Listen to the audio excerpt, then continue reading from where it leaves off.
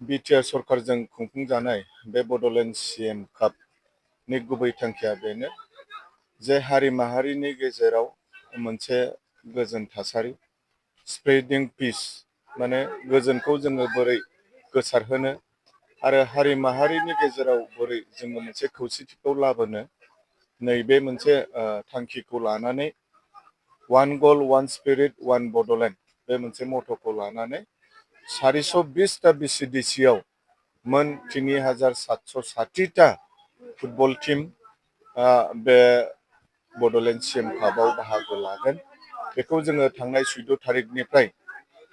उदालगुरि जिल्लानि सिङाव थानाय धोनस्रिनिफ्राय बेखौ जोंनि बिटिआरनि सिएम मानगोनां प्रमद बर' सारा बेखौ बेखेवनानै होबाय आरो बियो 18 थारिखसिम जागोन। मोनफ्रोमबो बिसिडिसिनि सिङाव थानाय जोंनि गोबां बेबायदि लाइमोन जाखांफुनाय गेलेगिरि बिथांमोनखौ जोङो मोनसे प्लेटफर्म होदों जाय बिथांमोनानोखि गेलेमु बिथिङाव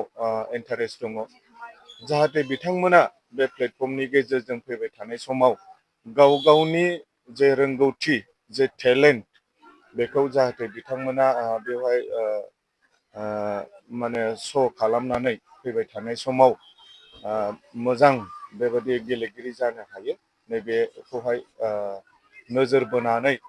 मानगोनां बिटिआरनि सिएम प्रमद बर' सार आरो जोंनि सरकारा बे बड'लेण्ड सिएम कापखौ खुंफुंबाय थानाय जादों। नंगौ जोङो नुदों जायगा जायगा बेबायदि गोबां माखासे समाज बेरेखा माखासे एक्टिभिटिसाव इनभल्भ जानानै थानायखौ जोङो नुयो। दा बैफोरनिफ्राय जाहाथे जोङो बै लाइमोनफोरखौहाय बेबायदि गेलेनाय बिथिङाव जोङो एनकारेज खालामनो हायो। दा बिथांमोनखौ नोजोर बोनानैबो